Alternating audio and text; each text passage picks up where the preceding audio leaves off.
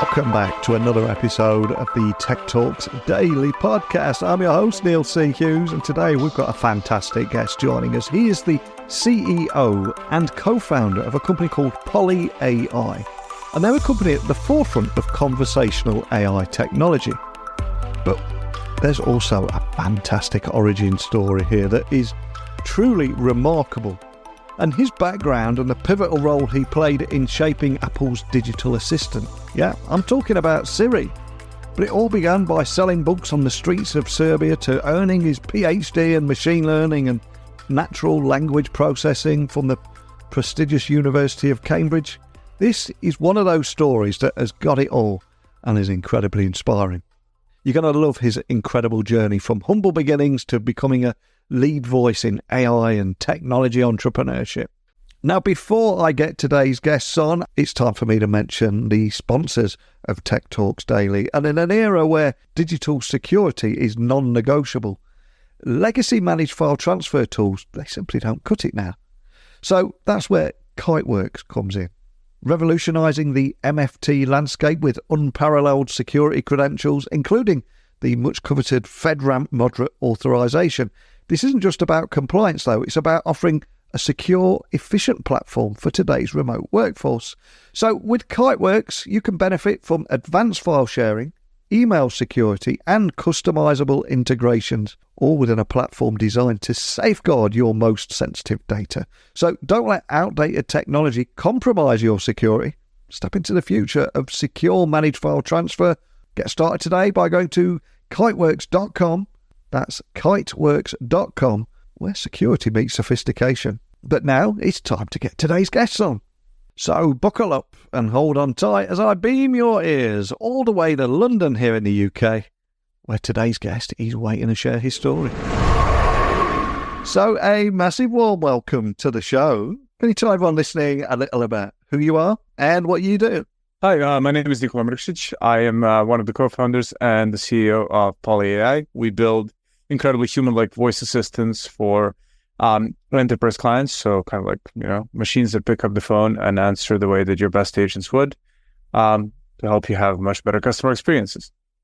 Awesome. And one of the things I always try and do on every episode is get the guests talking about their origin story. What was that moment that put them on this path? So in your case, can you share some of your pivotal moments during your time? I think you began selling books in Serbia, and something happened there, propelled you towards a career in AI and technology. And it feels like there's quite a story there of your own backstory. Is that something you can share? Wow, I think you've done some deep research. I think the anecdote of selling stories was when I was 12. I'm Serbian, so I grew up in Belgrade, the capital of Serbia. And when I was about 12 or 13, I wrote a bunch of kind of like Star Trek inspired sci-fi stories, and I printed a bunch of them. I started going around like the cafes. Belgrade has quite an active kind of like cafe culture. So I started going around and pitching people and like, hey, like I've written some stories, would you like to buy one, right? And I had like bundle packs and everything, which kind of tells you that I was always more of a salesman than actually a writer, because I spent a lot more time selling the product that I had worked on for probably a few days. But it was really interesting because at one point I met like a few of the like really, really popular actors. I spoke to some journalists. And at one point, one of them was like, hey, let's make a show about this. This is like crazy. Because I think there was a day where I made like the equivalent of a monthly Serbian salary in like one day. And, I did it for like 2-3 weeks until I was like, okay, like I bought a computer that I wanted to buy, and I was okay, I guess I'll stop now, school's starting again. That's a good research. But yeah, other than that, I was actually a very studious kid. I went to a highly specialized maths school that, kind of like prepared you for maths Olympiads and stuff like that. I ended up going to Cambridge on a scholarship to study computer science and maths. Had the moment where I was rebelling against it and almost left to do investment banking instead. So rather than being a nerd, I was going to be a finance nerd, which is not really all that creative. At the time, I felt like it was. But then I met these guys starting a company that was building voice assistants. And, it was a different time. It was 2014. Like Siri existed. Alexa wasn't yet there properly. And it was a brave new world of these things. I got excited by what they're doing, so I joined them. We ended up acquired by Apple about a year and a half ago. I subsequently I did a PhD with one of the co-founders, a guy called Steve Young, who is one of the greatest researchers in the field of speech recognition. And it went from there. I met my Taiwanese co-founders there, and we were really lucky in that we were working on deep learning as it was really taking off for like spoken dialogue systems or conversational AI before anyone else. So kind of like classical, right place, right time, right people. And I think we just became really good friends. And at the end, we were like, let's start a company and do this for like a while, right? And, I think while these consumer voice assistants like Siri and the others are interesting, they're not essential. Like if we removed Siri from your iPhone, you still buy an iPhone. It's a killer product, right? Whereas like when you think about customer service, that's where there's a bit of automation out there and it's not very good. So people really hate it. And, if you hear an automated thing on the phone, like your first reaction is probably just to try to find a way to circumvent it and get to a human. Yeah. But having worked on this stuff for more than a decade, like we know how to build things that are far better. So for us, like, that's the mission and goal in life. And it's kind of my life story. Love it. And obviously you mentioned Cambridge there. We're both talking in the UK today. So I'm curious, how did your experience and education at Cambridge, how did that play a role in shaping your approach to machine learning and AI development? Was it the institution, the education itself? Was it the people, or was it just a big melting pot of all those things? Probably that last bit, right? I mean, I think Cambridge is a great place. A lot of like really good people work there and from all over the world. I think that experience was very interesting. I mean, undergrad was one thing, kind of like graduate studies, completely different. And I think that, it's been a center for this area for a while, where like a lot of people have worked diligently to, create a framework and a methodology for building these things. So, we're kind of like, when we started, we already had a lot of the high level system design charted out, right? And then what we brought in was this, like new age deep learning that kind of like uses data to drive everything rather than like, handcrafted programming. But that's maybe a bit too detailed for the audience. But it was basically like a desire to create things that would learn from data that's out there already. So kind of like conversations that we have between us and machines, right?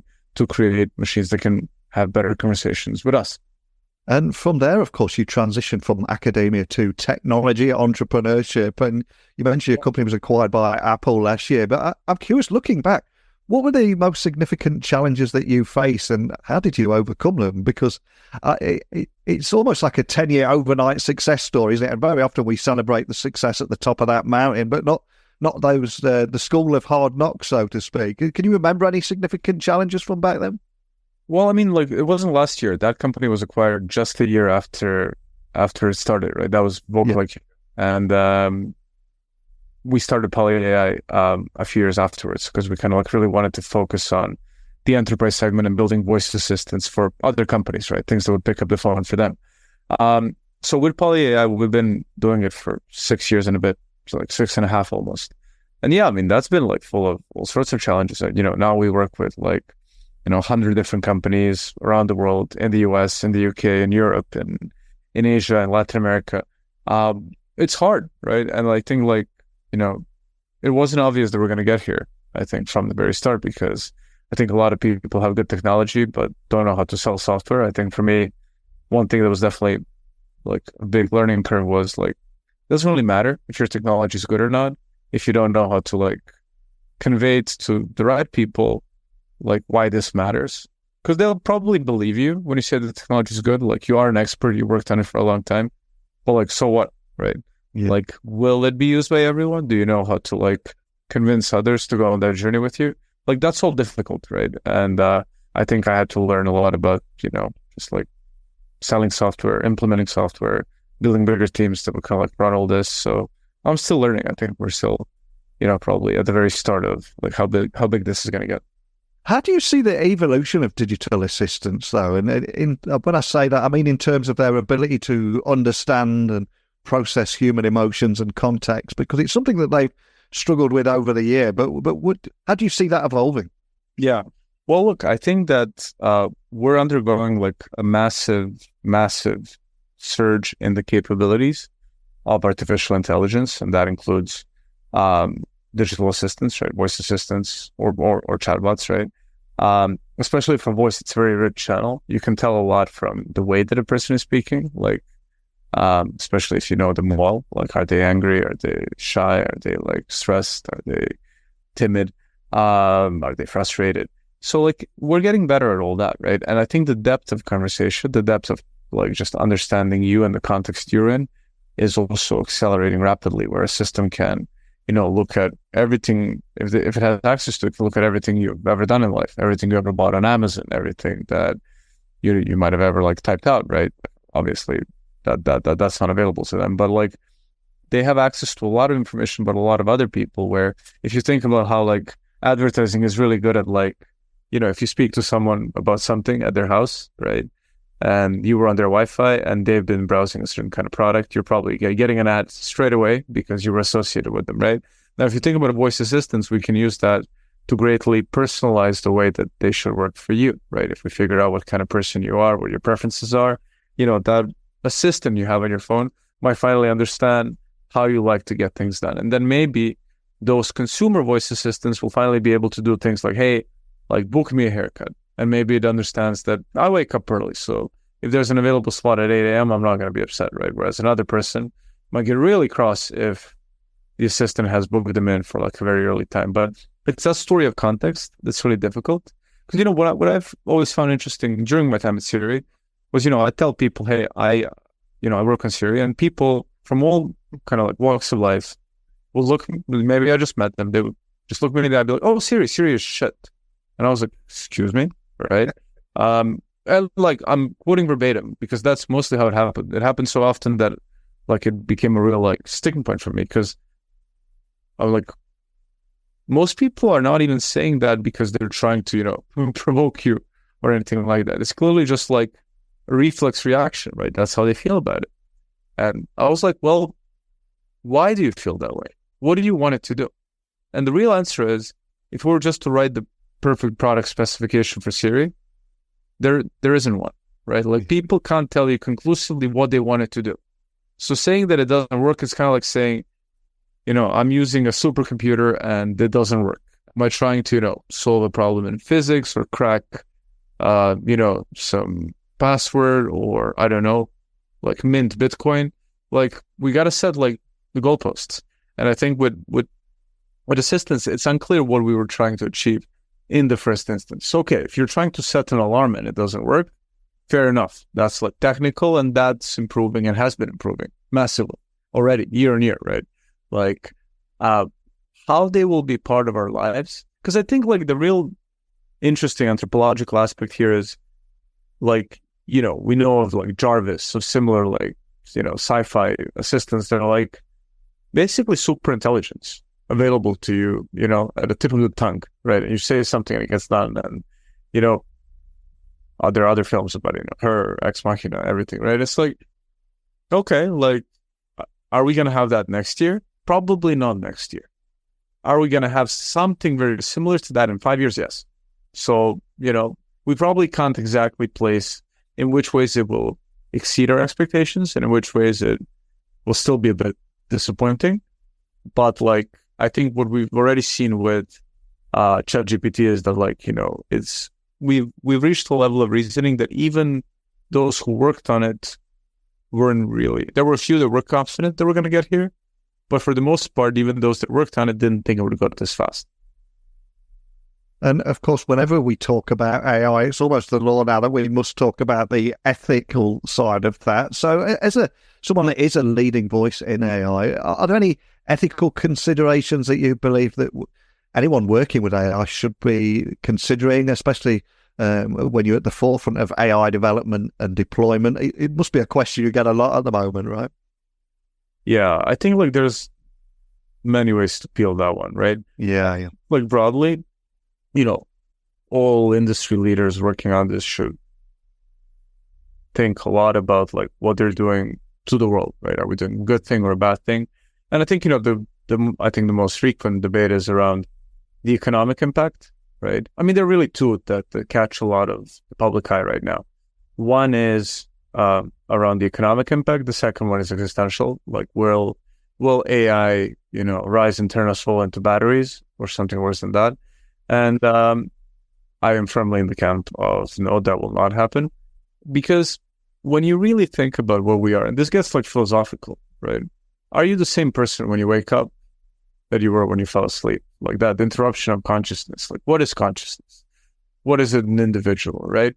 And like, in many ways, right, we already are androids, right? Like, we know how we feel when there's no internet and like someone leaves you in the wilderness with no signal for 2 days.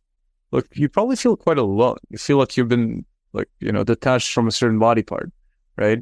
And really, we are already as humanity an interconnected hive mind. And I think with technology, we're going to continue to evolve, right? We have evolved very, very rapidly. A human with a smartphone is not the same species as a human without a smartphone, right? Our capabilities are vastly different. Like, if I had access to internet and you transported me to Roman times, I'd be the equivalent of a god. I would know everything, right? Like, and that's just like, it's interesting, right? Because it changes the perspective. Like, have we already evolved? We have, right? And then, when you think about the ethical considerations, well, I think we're about to undergo, at first it's going slowly. I'm actually surprised with how little of an impact it's had over the last year, 2, 3, on human life as a whole, right? But I think then it will go much more quickly than people think. And we will, fundamentally find that, maybe, our kids will go to school and use technology to go about their work completely differently. Entire job categories that we needed millions for today will not exist, right?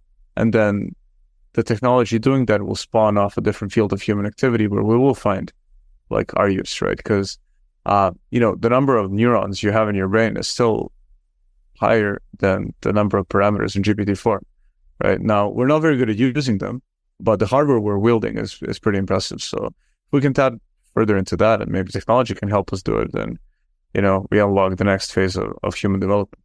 When it comes to AI, there's a lot of business leaders sat on the sidelines at the moment. They want that AI story. They want to get involved, but a little bit nervous of how to do it, where to start, and all those things. And this feels like a good opportunity to introduce everyone listening to PolyAI. You're on this mission to empower enterprises to be the best version of themselves for their customers. And for anyone listening that are hearing about PolyAI for the very first time, can you just tell them the kind of people that you work with and the kind of problems that you solve and business value that you deliver through this technology? Absolutely. So we build voice assistants that sound perfectly human and engage with customers when they call you on the phone or when you call them on the phone, right? They help power that interaction. And, we work with the likes of FedEx, Marriott, Unicredit, Caesars, PG&E. So verticals ranging from like delivery, retail, hospitality, logistics, utilities, financial services. And we help them pick up every call instantly. And then we triage, right? If our AI can talk to you the way that a human would, it does that. And we help every company recreate exactly the kind of voice that they want to use to embody their perfect service representative. Some of our clients even have several different voices for their AI. And, if you want a Geordie accent, if you want a Brahmi accent, like we can do that, right? If you want a Serbian accent in English, we could even do that. No one's ever asked, right? But, if you want a Texan one, if you want a Californian one, those are all things that we do, right? And you can decide exactly the tone, the pitch, the vernacular, the vocabulary, the speed, everything, the style, level of formality. And when you do that, then, you get people to really engage with these systems and you never leave anyone on hold, right? And then the one thing we do really, really well is we can tell if the user is not having a good time interacting with us. Maybe because they don't want to, or because we're not able to provide the level of interaction that we should. If we detect that's the case, we hand off to the human and fast track them so that either you've spoken with an AI that really helped you, maybe even better than a human, because some things it can do better than a human, or we'll hand you off to a human really, really quickly. So however you turn it, the company we work with has provided a much better customer experience. And, that means that service levels, like how fast you pick up calls, really improve. It means that you never miss a revenue generating call, like an appointment or customer intake. And it's also a lot more cost effective than trying to find, enough people to do those jobs. Because what's actually happening in contact centers right now, and that removes like the ethical consideration for us, is many of our clients have employee churn north of 200% in the contact center. Yeah. These aren't particularly well-paid jobs. And most of the entry-level roles, people join, see that they don't like it, and then leave, right? So to us, like, we're not automating the entirety of a contact center, but we are turning those managers into managers of AI agents rather than necessarily managers of people who come in and out for 2-month stints. So that then really helps with the P&L of that company as well. I love the idea there, where if it's just a simple question that gets asked 200-300 times a day, that the AI can just handle that and seamlessly give me that information, where equally, if I'm unhappy, it will pick up sentiments, I would imagine, and then direct me to the human person straight away. But is it AI involved with that as well, that knowing that I'm a little unhappy at that time? Absolutely. I mean, AI is used for absolutely every single thing related to the understanding, to the reasoning that the system does, and to the response generation when the system speaks back. And what kind of feedback have you had, both from your customers and the customers of the people that you're serving there? What kind of feedback do you get from this? Yeah, I mean, look, in terms of the enterprises that we work with, this is a lifesaver, right? Like, there are a number of companies who told me that they would not have survived, say, high season around Christmas with the number of agents they had, right? They tried to hire extra people, but so do all of their competitors. And, like, they're unable to find that stuff. And then, they miss a lot of calls. Their NPS scores lower, and, like, that has a negative impact on their business. So they love it, right? In terms of the consumers, we have a lot of people who sometimes don't even realize they're not speaking to a human. Then when they realize, they go, like, oh my God, I can't believe this is not a human. And then they laugh, they ask questions. They try to ask system out on dates and stuff like that. It's really funny, right?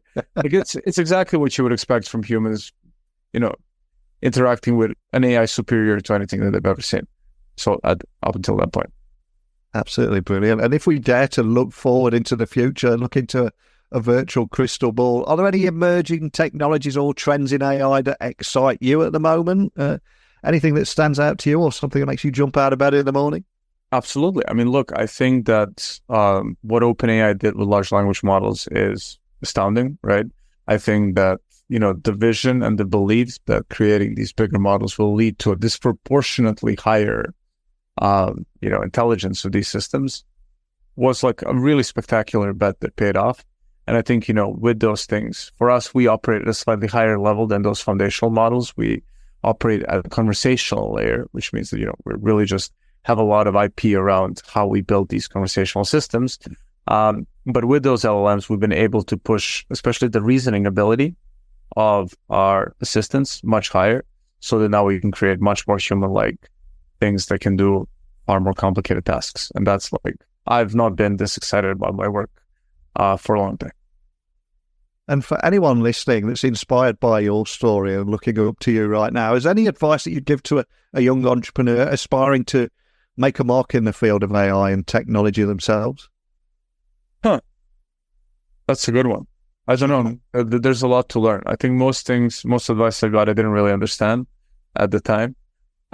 So yeah, I think I don't think there's much that's AI specific about entrepreneurship. I think it's if you're going to build a tech startup, it's pretty well understood and it's bloody damn hard. So, you start, I think maybe one good word of advice and something that served me really well is pick the right co-founders, people that you really love spending time with. Because, if things go well, you're going to spend a long time building that company, right? So you're kind of you're in bed with these people for a long time.